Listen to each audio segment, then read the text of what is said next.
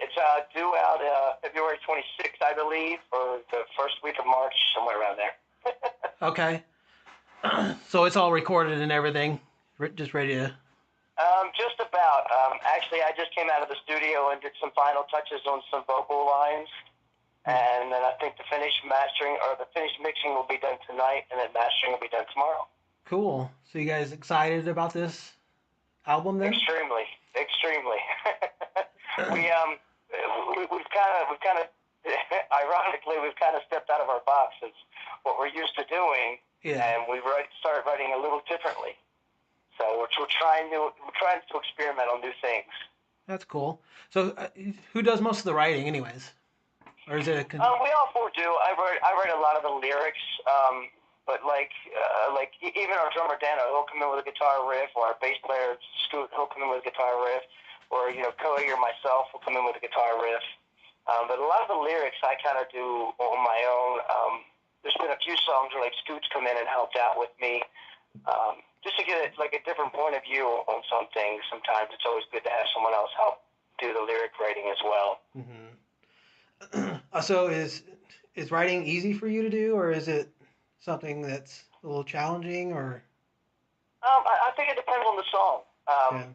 Like these songs, we have a few of these songs that just came out very, very quickly and naturally. I've experienced a lot of these things that we write about. We've experienced them. Yeah. So it kind of makes it a little easier writing.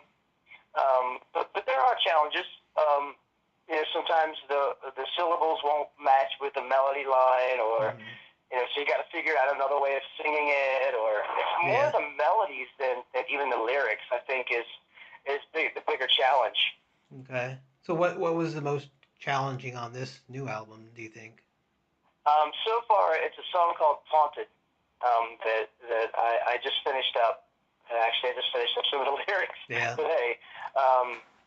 That was probably the most challenging because I wrote it about a friend of ours, and she doesn't know this yet, but she will soon, maybe. But it was the most challenging because I wasn't there side by side, shoulder to shoulder, to experience everything. So a lot of it I had to take off a feel of what someone's reactions would be, or how someone would interact with those situations that we wrote about. Okay. So I think that was the most challenging one so far. Yeah. What was the easiest one then? So far, the easiest one for me has been Devil's Advocate. Okay. That seemed to be the real easy one, and it was odd how this one came along because Cody came in with a guitar riff and just said, "Hey, what do you guys think about this?" And we were like, "Wow, that's really powerful." Mm-hmm. So we recorded it, and then that night I went home and I started writing lyrics. The lyrics just came out like crazy. It just kind of flowed real fast. Yeah, it's called Devil's Advocate. Okay. And it was very strange how it came about. But lyrically, it just came out of nowhere. And usually, what we'll do is we'll record it, and then everybody will go home and dissect it. Yeah. And the very next day, I was texting all the guys. I was like, "Look, man, do not touch this song yet. Wait till you hear what I have for it first." Yeah. So I think that was probably the most easiest. So they liked it right away then? I mean, they didn't want to change it in any ways, or? No, we just wanted to add a few things to it. We didn't have a bridge at the time, so we wanted to add a bridge to it. It kind of took it off in the left field a little bit. Yeah. And it worked out great. It wasn't much of a challenge to get it to where we wanted it to be because we kind of already had a really good idea of where we were going with the song already. Yeah. So usually when you will get mental blocks, so like if there's like, because we all write so much, we'll all bring in stuff, and that's when it gets challenging because then you got to figure out which one do you work on first. Yeah. I can imagine the writing process that way. A lot of times we have a blast with it. There's really like no arguing with any of the writing process. We don't. We talk to other bands, and a lot of bands are like, yeah, our writing process is really tough because it's everybody's opinion of what we all think. And Yeah. Our way, what we do is we just try everything. Okay. You just don't know what's going to work. Yeah. So, if Dano says, hey, put a cowbell and a honking horn in this section right here. All right, Yeah. well, let's try it. Yeah.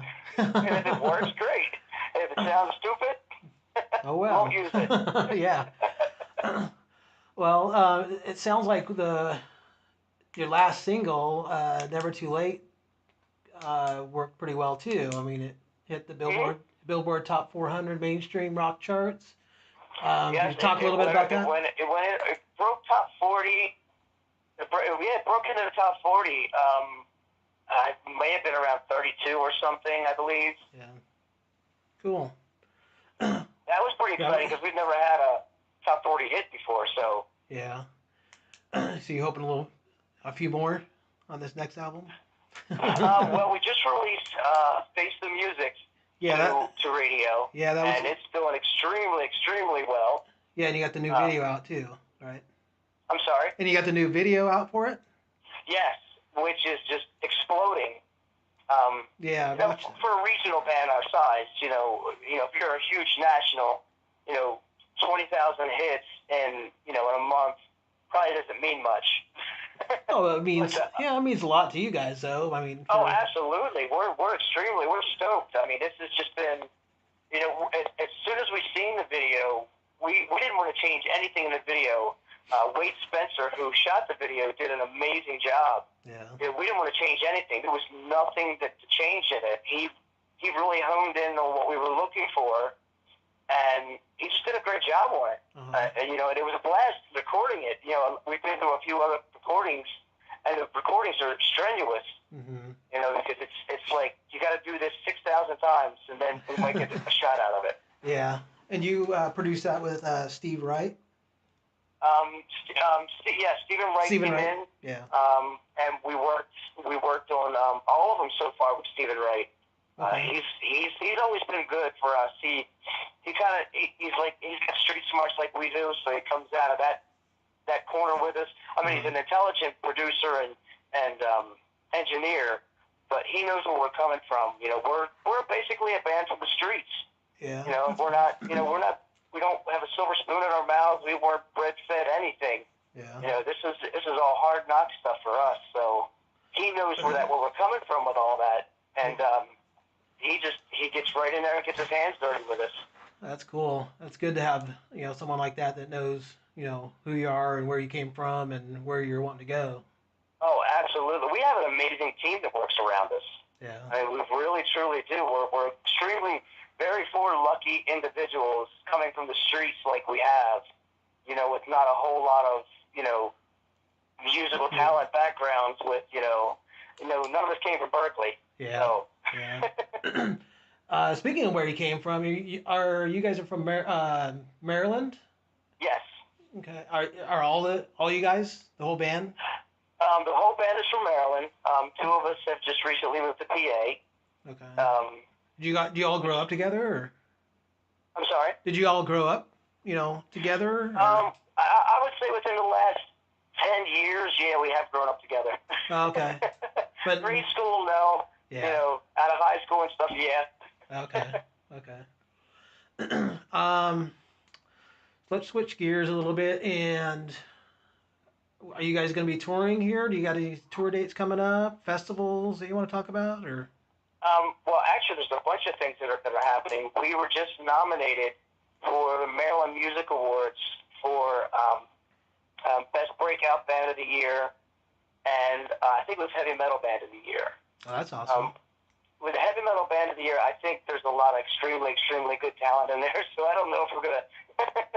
I don't know how far we're going to go on that one. Yeah. But hopefully, Breakout Band of the Year, I think that would be great. But, it doesn't matter to us. We'll take whatever. Yeah. But we were contacted, and we were told that we were nominated in those two categories, and then they asked us to perform. Yeah, cool. So we're really, really excited about performing at that. I mean, that's a lot of big names on the bill, and, with a lot of when is that? Industry people. When is that? That is May 13th. May 13th, okay. Now, what's the music scene like in the Baltimore area or where you're from. I mean, how is that compared to your style of music? I mean, is there a lot of bands that have been big from there or come up from? There's some yeah, I would say like I'm trying to think of some of the bands that there's a band called Kicks that Okay. is out of this area, Okay. and they were pretty well known. Just recently, we had Charm City Devils, Okay. John Allen and the guys, Yeah. who are doing extremely well. Yeah. But there's not a whole lot of bands that came out of Maryland, Maryland but area. like there's like people that grew up around this area, like Joan Jett and stuff like that. And, Yeah. so that's very cool. To know that some famous people came out of Maryland, but not a whole lot of bands have come out of Maryland yet. You're hoping to be the one big one, huh? That would be nice. Yeah. Always. So, you don't have any festivals or anything lined up so far? I know you guys did Rockville. Was it 2 years ago? Wasn't it? I That was remember 2 years ago. Mm-hmm. Yeah. Yeah, we did Welcome to Rockville. And actually, we're talking to Welcome to Rockville, and we're talking to a few other festivals at the moment, but we're trying to schedule a really good tour to hit, some of the radio areas. We were hoping to get on maybe Saving Abel. That didn't work out, which, would have been nice. We like those guys. We toured with those guys before. Yeah. So, we're definitely looking to tour this year. There's some few names that are really, really big right now that we may have opportunities to jump on their tours, hopefully. Yeah. But I was told not to tell anybody. I was gonna ask, that was gonna be one of my questions. Was if there's one band out there that you'd want to tour with, who would it be, and why? Actually, you know what? I would have to say Avenged Sevenfold. Yeah. That's one band we have not had a chance to tour with yet. And it just looks like it would be an extreme blast. Yeah, they put on a great show. They put on a great show. Oh my God, yes. An amazing show. I mean, we were out with Disturbed and Godsmack on the Uproar tour a few years ago when they were out together, and I have to say that's right. One of the biggest highlights of our career so far. That's cool. Well, I don't really have any more questions for you. And do you have anything else you want to add and promote or anything? And we'll kind of leave it at that. And just the upcoming album that's coming out out of the box, the new single, Face the Music, and always to our fans who mean more to us than anything, because without these guys, there is no Silvertung. And the cool thing is they have dubbed themselves the Tongue Nation, which is amazing and extremely humble. Yeah. When people, our fans are so amazing. It's when you go to a show and, we always make sure that there's time after the show to spend with our fans. That's always. Cool. Yeah. I don't care where it is. I don't care if there's 2 people hanging out or 2,000 people hanging out. We don't care. We're going to go hang out with you guys for whatever time we can be with each other. Yeah. It's amazing because these people will bring like gifts and stuff to us, like on the road package goodies, to take on the road with us and stuff. It's great. These people are just completely amazing. That's all I can say about them. Well, that's great to hear that you got loyal fans like that'll that do that for you. Yeah, it's weird because we hear all the horror stories from fans sort of saying, this band dissed them and, they don't want nothing to do with them anymore because, things just kind of went south when they tried to, go meet them after a show or something. Yeah, they get a little bit too big for their britches or something. Yeah, that's kind of what it seems like. Yeah. And for us, and we've come a long way in the last 2 years. Ever since Never Too Late broke the top 40, things have been going in a slightly different direction for us. Yeah. But that doesn't mean anything to us. It means something. It's great to be rewarded for your hard work, but at the end of the day, you're still who you are. Yeah. And as soon as you forget that, yeah, then you forget where you came from. Yeah. And I don't think we're a band that's going to ever feel that way because we've worked so hard to get to where we are. And, for a lot of big bands, it's, where we are opposed to them is, leaps and bounds. Yeah. But for us, we feel like we've achieved so much in the last couple of years because all the hard work we put behind this that, we're going to take the time to give it back as much as we get it. And I think that's when we get so emotional with our fans because we always agreed without those guys, there is no us. Because if you don't have fans showing up at your shows, buying your merch, buying your CDs, you're not going to exist, especially in today's industry. Oh, yeah. That's why I said I think we're four very, very blessed individuals to have the fan base that we do. And it grows every single day. It just gets bigger every day. Cool. Well, that's glad to hear that that you're so fan supportive and, there's supportive of you. So, oh, yeah. We try to do as much with our fans that we can. I mean, like a lot of fans will tell us about charities and stuff. And like last year we did 15 charities. Wow. Just to help out in any way that we can. We have a very soft spot for children, people with cancer and stuff. So, and if we can't make the show, we'll go out and we'll buy a nice guitar, sign it, and let them use it for like silent auctions and stuff like that. We try to give back as much, probably more than we get out of it.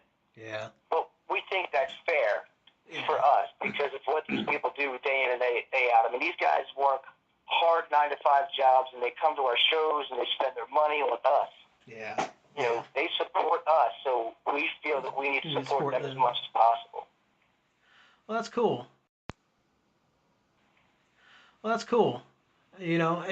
It's really good to talk with you today. Learned a lot about you, and hopefully you'll make it down to.